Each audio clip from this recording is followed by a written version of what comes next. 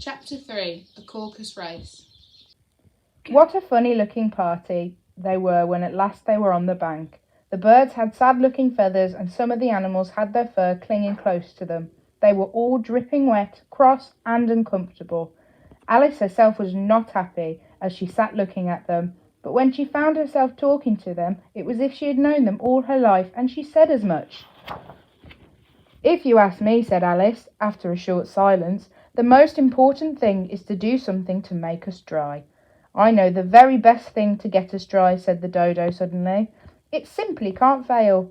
"What?" asked the Eaglet. "Tell us." "It's a caucus race," said the Dodo. "What is a caucus race?" Alice asked, not really wanting to know. "The best way to explain is to do it," said the Dodo. "I'll begin by marking out the race course in a sort of circle. The exact shape doesn't really matter." The Dodo then placed all the party along the course and told them to start running when they liked and leave off when they liked. After they had been running for half an hour, they were quite dry again. The Dodo suddenly called out, "The race is over!" and they all crowded around it, gasping and asking, "Who has won?" This was a question the Dodo could not answer immediately. In fact, it sat for a long time deep in thought. At last it said, "Everyone has won. All must have prizes." "But who is to give the prizes?" several of the animals cried, looking anxious.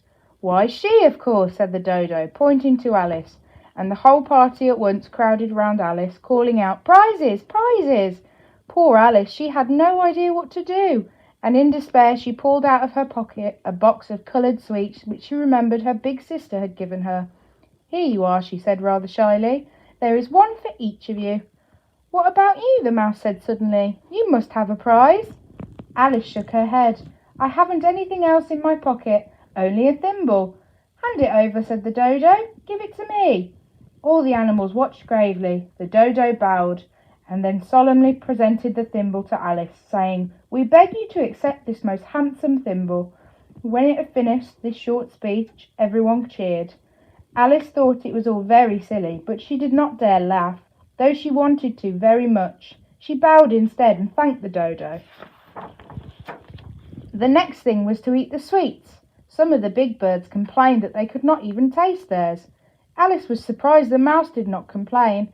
In fact, when she thought about it, she was quite surprised that the Mouse had joined the party. "It must have forgiven me," she decided. The Mouse wanted to attract all the attention.